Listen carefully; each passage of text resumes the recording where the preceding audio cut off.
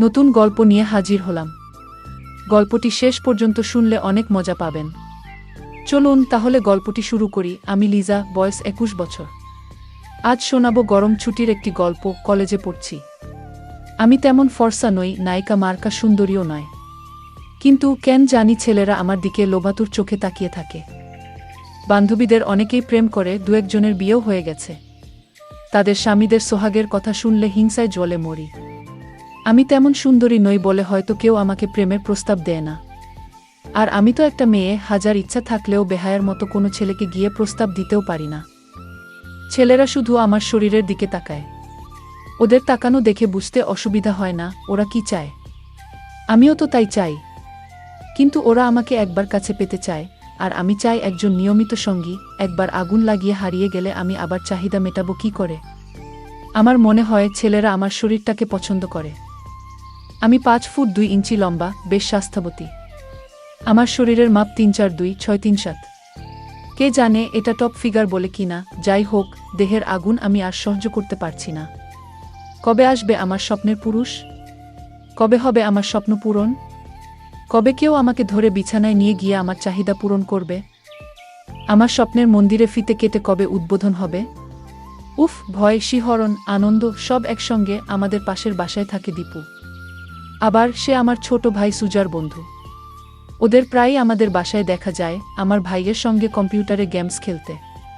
মাঝে মাঝে সুজাও ওদের বাসায় যায়। আমিও দীপুর বড় বোন বিনার সঙ্গে মাঝে মাঝে মার্কেটে যাই। আমাদের মধ্যে বেশ বন্ধুত্ব। দীপুকে আমি ছোট ভাইয়ের মতো দেখি। কোনোদিন তাকে নিয়ে খারাপ কিছু ভাবিনি। দীপুর চোখেও আমি কোনো লালসা দেখিনি। ছেলেটিকে আমার পছন্দ, কারণ সে বেশ বুদ্ধিমান।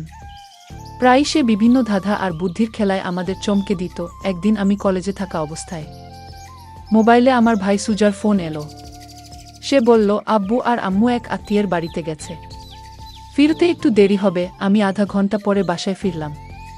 আমার কাছে চাবি ছিল, তাই দরজা নক না করেই দরজা খুলে ফেললাম। দরজা খুলতেই কেমন অদ্ভুত এক শব্দ আমার কানে এলো। আমি আস্তে আস্তে দরজা আটকে সুজার রুমে উকি মারলাম। যা দেখলাম তাতে আমার নিঃশ্বাস বন্ধ হয়ে এলো। কম্পিউটারে বিদেশি ভিডিও চলছে আর দীপু তা দেখছে, কিন্তু আমার ভাই সুজাকে কোথাও দেখতে পেলাম না।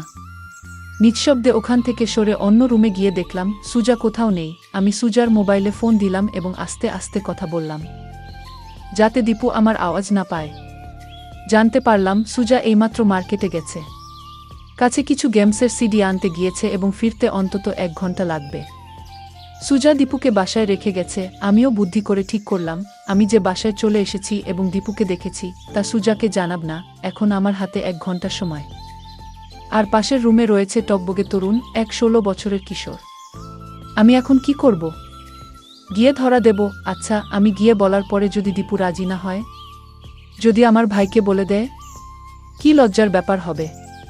ছি ছি, শেষ পর্যন্ত ছোট ভাইদের বন্ধুর সঙ্গে এমন কিছু হলে আমি লজ্জায় মুখ দেখাতে পারবো না। ওদিকে পাশের ঘর থেকে ভিডিওর আওয়াজ আসছে। আমার অবস্থা এর মধ্যেই খারাপ হয়ে গেছে। আমার শরীরে এক অস্বস্তি অনুভব করলাম, খুব বিশ্রী লাগছে। তাড়াতাড়ি সালোয়ার খুলে নিজের পোশাক পরিবর্তন করে নিলাম। এরপর একটা তোয়ালে জড়িয়ে বাথরুমে ঢুকলাম, মাথায় ঠান্ডা পানি ঢাললাম। এরপর ফ্রেশ হয়ে বেরিয়ে এলাম। হঠাৎ আমার চোখ পড়ল বিছানার উপর। একটু আগে এখানে আমার পোশাক ছিল, সেটা কোথায় গেল? ভয় পেলাম। ঘরে ভূত আছে নাকি? তোয়ালে পেঁচানো অবস্থায় খুঁজতে লাগলাম। তখনই মনে পড়ল ঘরে তো আরেকজন আছে। আমি নিঃশব্দে সুজার ঘরে উকি দিলাম। এবার আরেক চমক দেখতে পেলাম। আমার আর বুঝতে বাকি রইল না এটা কার কাজ। আমার তো আনন্দের সীমা নেই। আমাকে ফাঁদ পেতে কিছু করতে হলো না, শিকার নিজেই ফাঁদে ধরা দিয়েছে। 1 মিনিট চিন্তা করে দেখলাম দীপুকে বশ করার জন্য কি করব। এরপর কাজে নেমে পড়লাম। দরজাটা ধাক্কা দিয়ে খুলে হঠাৎ ভেতরে ঢুকে পড়লাম। আমাকে দেখে দীপুর কি অবস্থা। সে কি করবে, কি লুকাবে বুঝে উঠতে পারছে না। আমার খুব হাসি পেলেও অনেক কষ্টে নিজেকে সংবরণ করলাম। দীপু বলছে, এসব কি হচ্ছে লিজা আপু? লিজা বলছে, দীপু, আমি জানতাম না তুমি এসব করো। আমি তো দরজা বন্ধ রেখেছিলাম। ঢুকলাম কিভাবে সেটা তোমার দরকার নেই। কিন্তু আমার ওইটা কেন? দীপু বলছে, প্লিজ আপু, কথাটা কাউকে বলবেন না। সুজা বা বিনা আপুকেও না। আপনি যা বলবেন আমি তাই করব, লিজা বলছে। আমিও তো যা করতে বলবো সেটি মানুষকে গিয়ে বলে দেবে, তাই না? দীপু প্রায় কাঁদো কাঁদো কণ্ঠে, না আপু, আমি বলবো না। লিজা বলছে, ঠিক আছে, তাহলে তোমার কাছে যা আছে তা দেখাও। দীপু অবাক, আপু আমি কি দেখাব? লিজা বলছে, দেখাও তো। দীপু ভয়ে ভয়ে ওর কাছে রাখা জিনিসটা বের করলো। লিজা বলছে, যাও বাথরুমে গিয়ে এটা ধুয়ে নিয়ে আসো। দীপু বাধ্য ছেলের মতো বাথরুমে গেল। আমার প্রথম প্ল্যান ভালোভাবে কাজ করল। এবার আমার দ্বিতীয় প্ল্যান। প্রথমে আমি মেইন গেট ভালোভাবে লক করলাম, যাতে চাবি থাকলেও বাইরে থেকে খোলা না যায়। এরপর দ্রুত নিজের রুমে চলে গেলাম। আমি বাম পাশ ফিরে কাত হয়ে শুয়ে থাকলাম। দীপু ঘরে ঢুকলে আমাকে দেখতে পাবে, আর পাবে তার জন্য সাজানো পরিবেশ। অপেক্ষা আর অপেক্ষা। এক এক সেকেন্ড যেন এক এক ঘন্টা মনে হচ্ছিল দুরু দুরু বুক নিয়ে অপেক্ষা করছি। কখন আসবে দীপু? নাকি লজ্জায় চলে যাবে? অবশেষে দরজা খোলার শব্দ পেলাম। পেছনে তাকিয়ে দেখি দীপু। আমন্ত্রণসূচক একটি হাসি দিলাম আর মুখ ফিরিয়ে নিলাম। দেখি এবার কি করে। ছেলেটি সত্যিই বুদ্ধিমান। আমার সাজিয়ে রাখা জিনিসগুলো নিয়ে শুরু করল গেম খেলা। কি অসাধারণ তার প্রতিভা! গেমের প্রতিটি লেভেল যেভাবে খেলছে, মনে হচ্ছে এসব গেম তার আগে থেকেই জানা। আমার প্রথমবার ওর সঙ্গে গেম খেলতে ভয় লাগছিল, কিন্তু দীপু আমাকে সব শিখিয়ে দিল।